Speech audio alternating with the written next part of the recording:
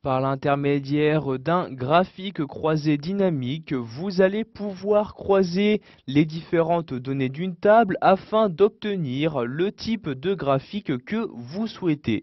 Donc sachez que vous avez la possibilité de créer ce type de graphique directement à partir d'Access 2010. En effet, ce logiciel intègre un mode d'affichage spécial. Vous allez pour cela, donc après avoir ouvert la table correspondante, vous rendre à gauche de l'onglet Accueil et cliquer sur la flèche. Puis vous allez cliquer sur Mode graphique croisé dynamique.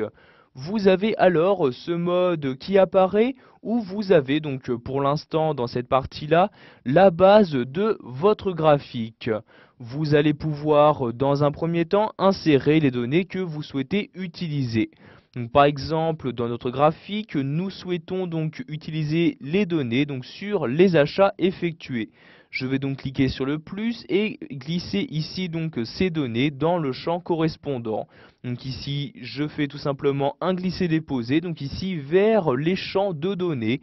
Je lâche donc le clic de ma souris et ainsi cela va me permettre de faire apparaître les données ici sur les achats effectués à l'intérieur de mon graphique.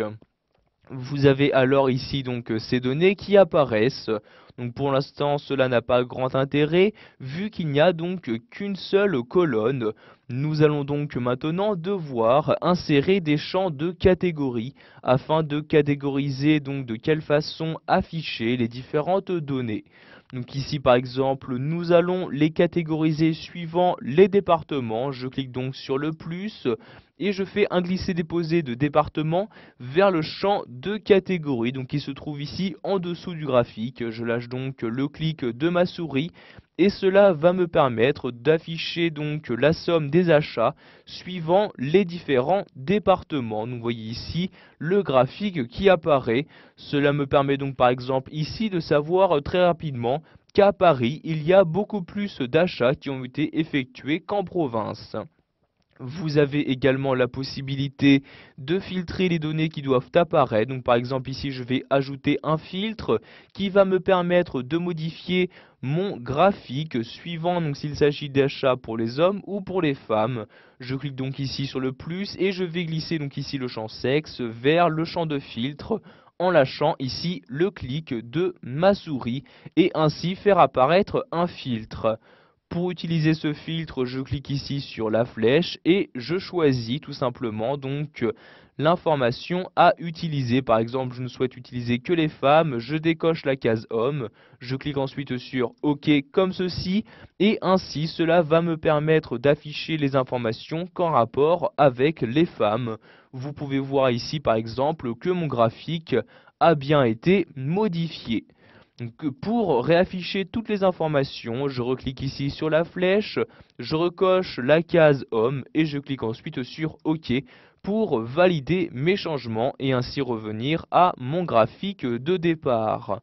Nous allons maintenant voir que vous avez la possibilité d'ajouter des titres à vos axes. Pour cela, vous cliquez ici sur titre de l'axe et vous saisissez le titre tout simplement à l'aide de votre clavier. Donc ensuite, vous pouvez également choisir de modifier le type de graphique. Pour cela, vous cliquez sur le graphique pour le sélectionner et vous cliquez ensuite sur modifier le type de graphique. Et vous allez maintenant pouvoir choisir le nouveau type de graphique à utiliser. Donc, par exemple, je souhaite utiliser ce type-ci.